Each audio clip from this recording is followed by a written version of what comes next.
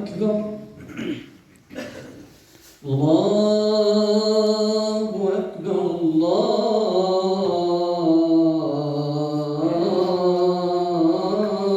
الله أكبر أشهد أن لا إله إلا الله أشهد أن لا إله إلا الله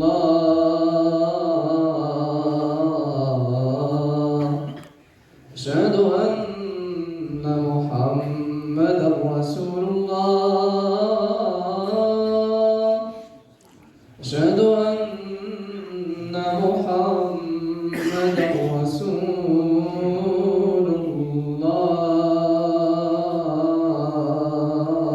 الله حي على الصلاة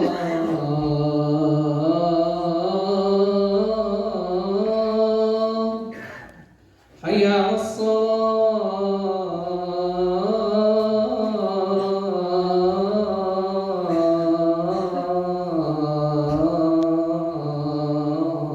الصلاة حي على الفلاح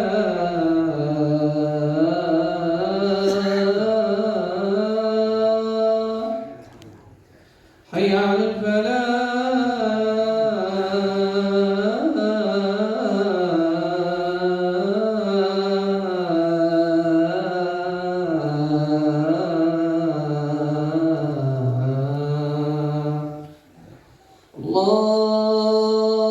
الله أكبر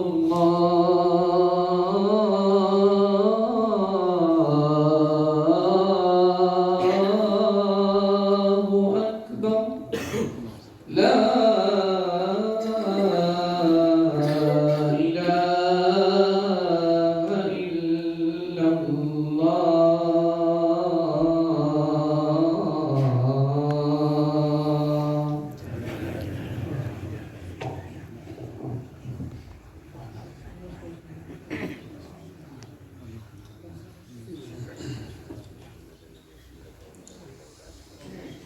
الحمد لله رب العالمين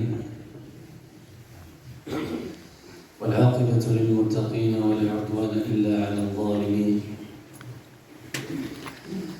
وأشهد أن لا إله إلا الله ولي الصالحين خصنا بخير كتاب أنزل وأكرمنا بخير نبي أرسل وأتم علينا النعمة بأعظم منهاج شرع فقال عز ما قال اليوم أكملت لكم دينكم وأتممت عليكم نعمتي ورضيت لكم الإسلام دينا وأشهد أن سيدنا وعظيمنا وقائدنا وقرة أعيننا محمد رسول الله صلى الله عليه وسلم نشهد أنه قد بلغ الرسالة وأدى الأمانة ونصح الأمة وجاهد في سبيل ربه حتى أتاه اليقين فاللهم اجزي خير ما جزيت نبيا عن أمته ورسول عن دعوته ورسالته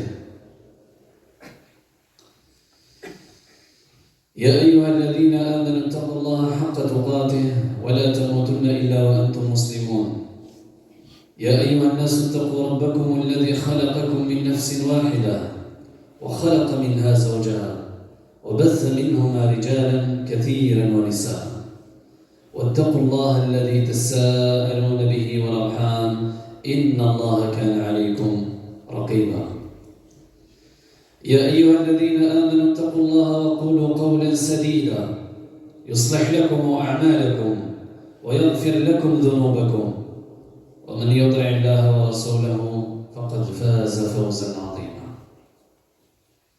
الله العظيم أسأل وبه أتوسل أن يجعلني وإياكم من الفائزين في الدنيا والآخرة آمين ثم أما بعد أيها الإخوة الكرام يقول ربنا جل جلاله في كتابه العزيز في الآية 52 بعد 100 من سورة البقرة: فاذكروني أذكركم واشكروا لي ولا تكفرون. من هذه الآية القرآنية ننطلق، وعلى الله نعتمد وهو القوي المعين، تحت عنوان رمضان يدعوكم إلى ذكر الله تبارك وتعالى وإلى تلاوة القرآن. فاذكروا الله العظيم الجليل يذكركم واشكروه على نعمه يزدكم ولذكر الله أكبر والله يعلم ما تصنعون. وقد جاء في حديث رسول الله صلى الله عليه وسلم في الحديث من حديث أنس رضي الله تبارك وتعالى عنه، والحديث أخرجه الإمام أحمد في مسنده وغيره،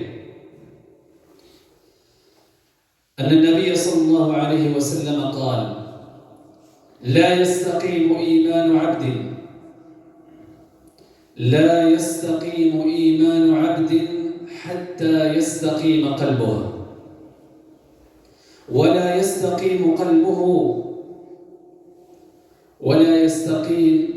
قلبه حتى يستقيم لسانه. اذكروا الله العظيم الجليل يذكركم واشكروه على نعمه يزدكم. هو موضوع كلمتنا اليوم، وأقول بادئا في بدء: إننا عبيد وعباد لله عز وجل، مفتقرون إلى رحمة الله تبارك وتعالى، مفتقرون إلى توفيقه، مفتقرون إلى هدايته، مفتقرون إلى إرشاداته سبحانه وتعالى، مثل ما نحن مفتقرون أيضا إلى عفوه ورحمته ومغفرته وجنته والنظر إلى وجهه الكريم سبحانه. فنحن مفتقرون إلى هذه كما نحن مفتقرون إلى الأخرى. نحن مفتقرون إلى هذه كما نحن مفتقرون إلى الأخرى. نعم، مفتقرون إلى توفيق الله عز وجل، مفتقرون إلى الهداية، مفتقرون إلى الرحمة، مفتقرون إلى المغفرة. وقد قال الله تبارك وتعالى حكاية عن بعض أنبيائه: وما توفيقي إلا بالله. ولنحصل على هذه الأولى، على توفيق الله تبارك وتعالى وعلى هدايته وعلى إرشاداته، لنحصل على هذه الأولى لا بد من الجهاد، لأن الله تبارك وتعالى جعل المسببات تأتي عقب الأسباب، من أجل أن نكون موفقين، ومن أجل أن نكون مهديين، ومن أجل أن نكون تحت عناية الله عز وجل ورعايته. لا بد من الجهاد. وفي مطلع أنواع الجهاد جهاد النفس والهوى. لا بد من مجاهدة النفس، ولا بد من مجاهدة الهوى، ولا بد من مجاهدة الدنيا، ولا بد من مجاهدة كل ما يعد في الإسلام عدو للإنسان. إذا ما نحن قمنا بهذا الأمر، إذا ما نحن قمنا بكل هذا، بمجاهدة النفس، بمجاهدة الهوى، بمجاهدة الدنيا، عندئذ نحصل على التوفيق، وعندئذ نحصل على الهداية، وعندئذ نحصل على عناية الله تبارك وتعالى وإرشاده. قال الله تبارك وتعالى في هذا المعنى: والذين جاهدوا فينا لنهدينهم، والذين جاهدوا فينا لنهدينهم سبلنا. لا يجلس الإنسان من البداية ويقول ربي ما وفقنيش، ربي ما هدانيش، ربي إلى آخره مما يمكن أن يقال وأن يذكر. اسمع إلى قول الله تبارك وتعالى: تريد الهداية، تريد التوفيق، تريد الرشاد، تريد إلى آخره. اسمع إلى قول الله عز وجل: والذين جاهدوا فينا، والذين جاهدوا فينا لنهدينهم سبلنا. بالمعنى إن لم تجاهد نفسك وهواك لله تبارك وتعالى، إن لم تجاهد نفسك وهواك لله ومن أجل الله عز وجل فلا توفيق ولا هداية ولا رشاد ولا أي شيء. وهذا هو القرآن الكريم واضح أمامنا. القرآن الكريم واضح: والذين جاهدوا فينا لنهدينهم سبلنا. ومن أجل أن نحصل على الثانية، على مغفرة الله عز وجل، على رحمة الله تبارك وتعالى، على عفوه، على حلمه، على إحسانه، من أجل أن نحصل على الثانية، الله عز وجل جعل ذلك لا يكون إلا بالعمل بشريعته سبحانه. من أجل أن نحصل على رحمة الله، على مغفرة الله، على النظر إلى وجهه الكريم، من أجل أن نحصل على هذه الأشياء، الله عز وجل جعل ذلك لا يحصل إلا بالعمل بشريعته. ومن الأدلة على ذلك، والأدلة كثيرة، قوله سبحانه: سارعوا. وتأمل معي هذه الآية: سارعوا إلى مغفرة من ربكم وجنة عرضها السماوات والأرض أعدت لمن؟ العمل بالشريعة أعدت للمتقين. في ختام هذه الآية يقول ربنا جل جلاله: أولئك جزاؤهم مغفرة من ربهم، مغفرة من ربهم وجنات تجري من تحتها الأنهار خالدين فيها ونعم أجر العاملين. إذا من أجل أن نحصل على الأولى لا بد من الجهاد، ولا بد من مجاهدة النفس والهوى. ومن أجل أن نحصل على الثانية اعمل بشريعة الله تبارك وتعالى، اعمل بشريعة الله عز وجل قدر المستطاع.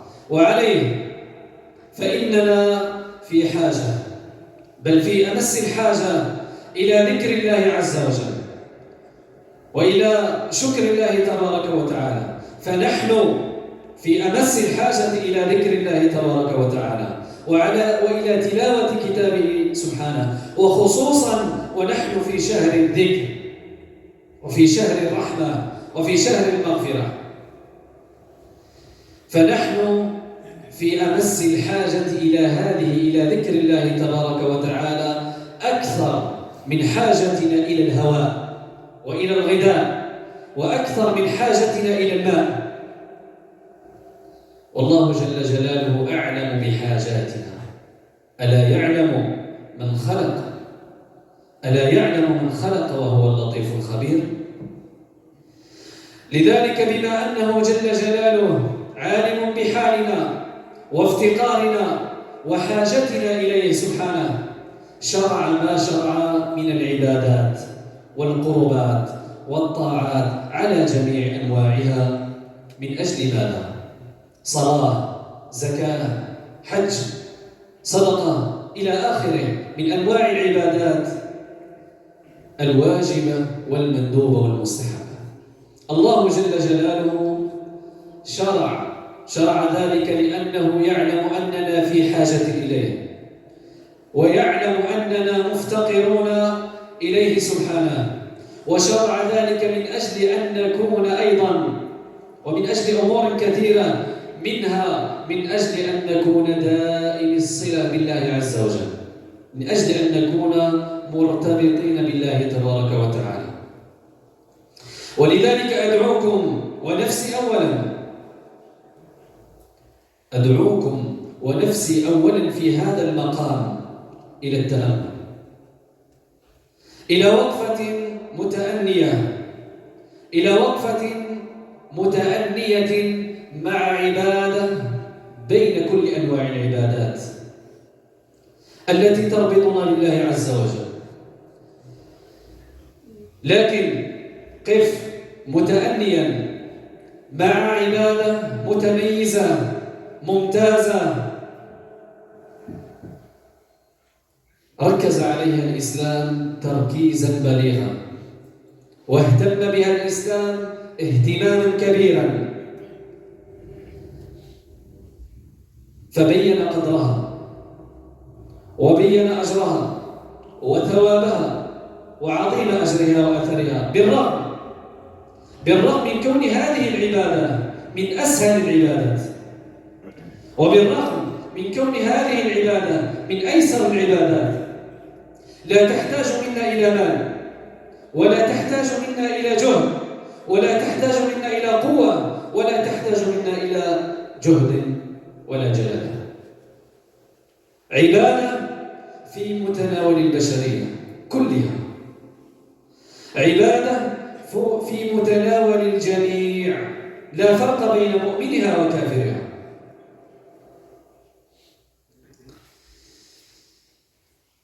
هذه العبادة لا فرق بين غنيها وفقيرها، فهي في متناول الغني كما هي في متناول الفقير، فهي في متناول القوي كما هي في متناول الضعيف، فهي في متناول المرأة كما هي في متناول الرجل، فهي في متناول المقيم كما هي في متناول المسافر، فهي في متناول الصحيح كما هي في متناول الضعيف أيضا. عبادة سهلة بسيطة لا تحتاج منا إلى كل ما ذكرنا، وهي في متناول البشرية أجمعين، لا فرق بين فلان وفلان، في متناول الجميع.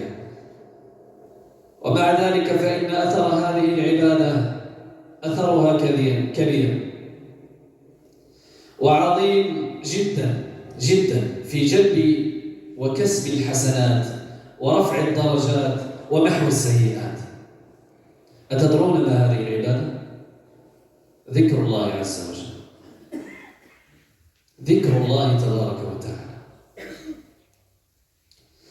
ذكر الله عز وجل الذي هو عمل اللسان من أعمال اللسان، والذي يعد أن استقامته شرط في استقامة القلب، واستقامة القلب شرط في صحة الإيمان، كما قال رسول الله صلى الله عليه وسلم: لا يستقيم إيمان عبد حتى يستقيم قلبه، ولا يستقيم قلبه حتى يستقيم لسانه. أعود إليكم بعد جلسة الاستراحة لإتمام هذا الموضوع. أقول ما تسمعون، والحمد لله رب العالمين.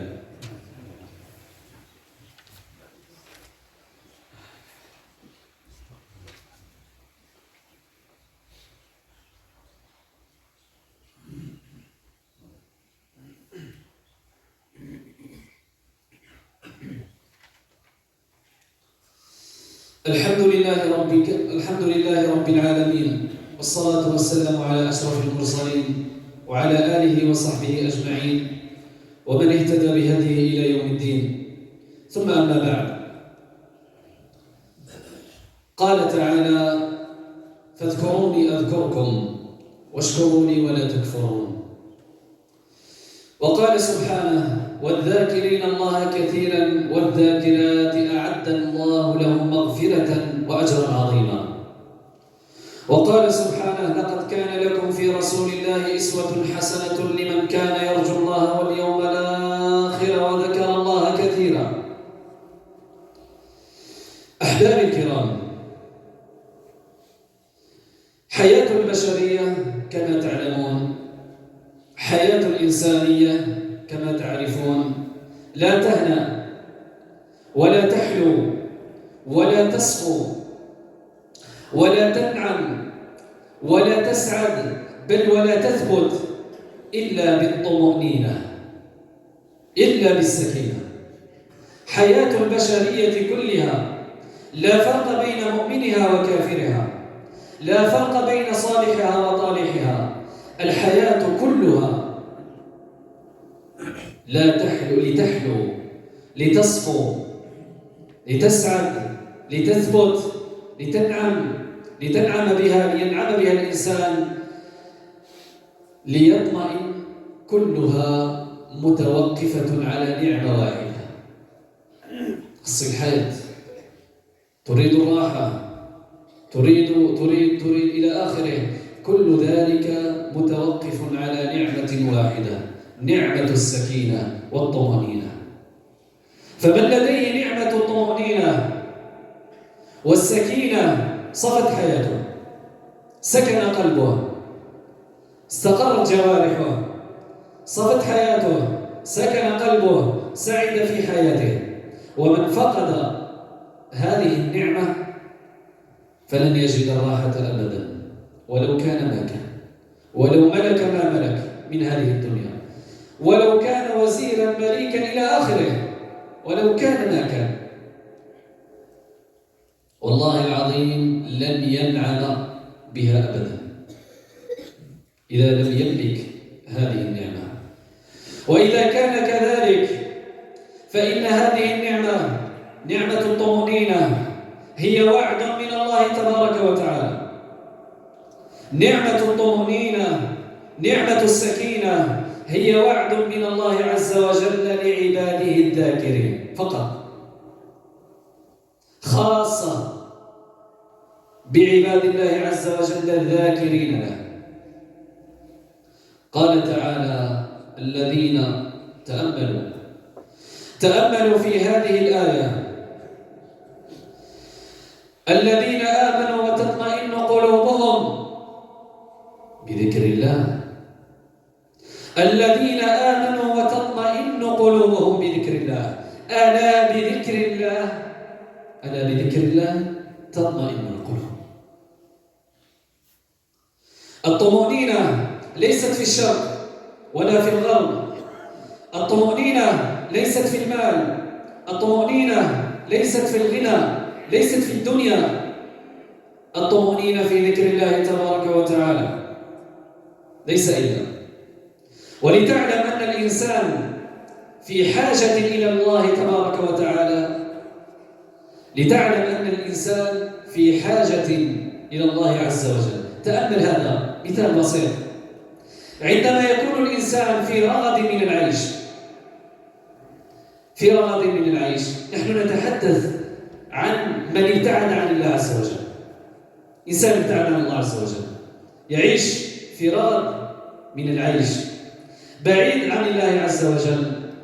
تأمل عندما تنزل به الزلات، عندما تنزل به الويلات، أو عندما يكون في أمن وأمان، هذا استدراج، هذا استدراج. الله عز وجل يستدرجهم. سنستدرجهم من حيث لا يعلمون وأملي لهم. لكن تأمل عندما تنزل به النكبات وتنزل به الشدائد وتصيبه المصائب والويلات وتشتد عليه الأزمات ويفعل كل ما يحلم به، يفعل كل شيء من أجل رفع هذه المصائب. في نهاية الأمر عندما يعجز، في نهاية الأمر عندما يعجز هذا الإنسان ماذا يفعل؟ عندما يعجز عن رفع هذه الأشياء وهذه المصائب، عندما يعجز تماما نفسه، قلبه، وجدانه، يلتجئ إلى الله عز وجل مباشرة يلتجئ إلى خالقه سبحانه. لتعلم أن الإنسان في أمس الحاجة إلى الله سبحانه وتعالى، لتعلم أن الإنسان في أمس الحاجة إلى ذكر الله عز وجل. أحب أم كره فهو محتاج إلى ذكر الله عز وجل. مشى هنا ما قضى والو، طلع هنا ما قضى والو، هبط هنا ما قضى والو، يجلس الأرض ويقول يا رب. عندما يشتد به الأمر يلتجئ إلى الله سبحانه وتعالى. هذا طبع الإنسان، بمعنى أن الإنسان محتاج إلى ذكر الله عز وجل. كل ما يملكه الإنسان يزول، كل شيء يملكه الإنسان يزول، وكل ما يظن أنه محقق له الطمأنينة والسعادة فهو في ذلك مخطئ في ذلك. النعمة الوحيدة للحياة الهنيئة السعيدة الراضية المطمئنة، النعمة الوحيدة نعمة الطمأنينة. ونعمة الطمأنينة لا تأتي إلا عقب ذكر الله عز وجل. تذكر الله عز وجل، تكثر من ذكر الله تبارك وتعالى، الله عز وجل سيعطيك الطمأنينة السكينة. وماذا تريد من هذه الدنيا غير الراحة والطمأنينة والسكينة؟ إذن هذا كتابنا. الله عز وجل يقول فاذكروني أذكركم. الله تبارك وتعالى يقول ألا بذكر الله تطمئن القلوب، ألا بذكر الله تطمئن القلوب. أنت تريد أن تكون مطمئن، تريد أن تكون سعيد، تريد أن تكون مرتاح إلى آخره. إذن هذا قول الله عز وجل. ألا تؤمن بقول الله تبارك وتعالى؟ ألا تؤمن بهذا الكتاب؟ ألا بذكر الله تطمئن القلوب. الذين آمنوا وتطمئن قلوبهم بذكر الله. ألا بذكر الله تطمئن القلوب. أي أن القلوب لا تطمئن إلا بشيء. القلوب لا تطمئن إلا بشيء، إلا بذكر الله عز وجل. وعليه فإنه لا طمأنينة. باختصار لا طمأنينة، فإنه لا طمأنينة ولا أمن ولا أمانة ولا سكينة ولا استقرار ولا شيء إلا بذكر الله تبارك وتعالى. لأن الله عز وجل قال ومن يعش عن ذكر الرحمن نقيض له شيطان. لا أمن، لا استقرار، لا طمأنينة من مكارم الشيطان حسا كان أو معنى إلا بذكر الله عز وجل. ومن يعش عن ذكر الرحمن نقيض له شيطان فهو له قرين. ومن يعش أي ومن يعرض عن ذكر الله تبارك وتعالى نقيض له شيطان فهو له قرين. وكما أن الله عز وجل وعد أن من ذكره طمأنه، كذلك أوعد من لم يذكره أشقاه. وهذا وعيد، وكما أن وعده ثابت فإن وعيده ثابت أيضا. أوعد أن من لم يذكره أنساه، أشقاه، نسي، ترك. قال تعالى ومن، القرآن واضح أمامنا أيها الإخوة، فيه كل شيء. ومن أعرض عن ذكري فإن له معيشة ضنكا. تأمل. ومن أعرض عن ذكري فإن له معيشة ضنكا. تأمل في القرآن، تأمل في أسلوب القرآن، تستطيع أن تأخذ ما تشاء من القرآن، لأن القرآن أنزل للجميع.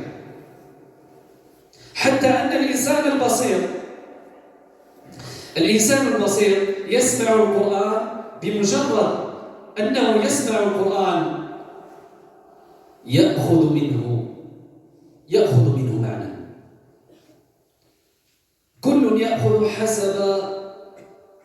حسب قدراته، حسب فهمه، كل يأخذ حسب فهمه. ومن أعرض عن ذكري فإن له معيشة ضنكا. جميع التدعية، الشقاء ملازم لك. من أعرض عن ذكري فإن له معيشة ضنكا. وبعد ذلك وأعظم من ذلك ونحشره يوم القيامة أعمى. أعظم من ذلك أن الله عز وجل يحشرك غدا يوم القيامة أعمى لا ترى شيئا.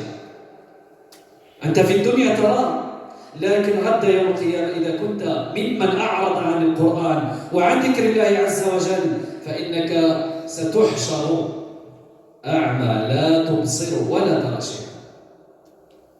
قال رب لم حشرتني أعمى. القرآن هذا، القرآن هذا. قال رب لم حشرتني أعمى وقد كنت بصيرا. لم حشرتني يا رب أعمى وقد كنت في الدنيا بصيرا؟ ماذا قال؟ قال كذلك أتتك آياتنا فنسيتها، أعرضت عنها، وكذلك اليوم في الآخرة تنسى، وكذلك اليوم تنسى. فنسأل الله تبارك وتعالى أن يعيننا على ذكره. اللهم أعنا على ذكرك وشكرك وحسن عبادتك. اللهم أعنا على ذكرك وشكرك وحسن عبادتك. اللهم رد بنا إلى دينك ردا جميلا. اللهم رد بنا إلى دينك ردا جميلا. اللهم أرنا الحق حقا وارزقنا اتباعه، وأرنا الباطل باطلا وارزقنا اجتنابه. اللهم وفقنا لكل خير. اللهم وفقنا لكل خير. اللهم أبعد عنا الشر يا رب العالمين. اللهم اهدنا واهد بنا واجعلنا سببا لمن اهتدى. اللهم اهدنا واهد بنا واجعلنا سببا لمن اهتدى. اللهم اهدنا واهد بنا واجعلنا سببا لمن اهتدى. اللهم أرنا الحق حقا وارزقنا اتباعه، وأرنا الباطل باطلا وارزقنا اجتنابه. اللهم ارزقنا قبل الموت توبة، وعند الموت شهادة، وبعد الموت جنة ونعيما. وارزقنا لسانا ذاكرا، وقلبا خاشعا، ويقينا صادقا، وعملا متقبلا. والإخوان اللي كيتصدقوا واللي كيتساهموا في المسجد نسأل الله تبارك وتعالى أن يجعل هذه الصدقة وما ساهموا فيه، نسأل الله تبارك وتعالى أن يجعل كل ذلك في ميزان حسناتهم. اللهم اجعلها في ميزان حسناتهم. اللهم اجعل هذه الصدقة، ومن أراد أن يتصدق فهذا شهر الصدقة فليساهم ولو بالقليل، من أجل يعني أن يثبت هذا المسجد، ومن أجل أن يستمر العمل، ومن أجل أن تجتمعون على دين واحد في هذا المسجد المبارك. فنسأل الله تبارك وتعالى أن يجعل هذه الصدقة وما أنفقوا أن يجعلها في ميزان حسناتهم. اللهم اجعل الصدقة في ميزان حسناتهم. اللهم كثر لهم بها الخيرات، اللهم كفر لهم بها السيئات. اللهم ارزقهم، اللهم زدهم ولا تنقصهم، اللهم زدهم ولا تنقصهم، اللهم زدهم ولا تنقصهم. اللهم إن كان رزقهم في السماء فأنزله، وإن كان في الأرض فأخرجه، وإن كان بعيدا فقربه، وإن كان قريبا فبارك لهم فيه. اللهم بارك لهم فيه، اللهم بارك لهم فيه. آمين. سبحان ربك رب العزة عما يصفون، وسلام على المرسلين، والحمد لله رب العالمين.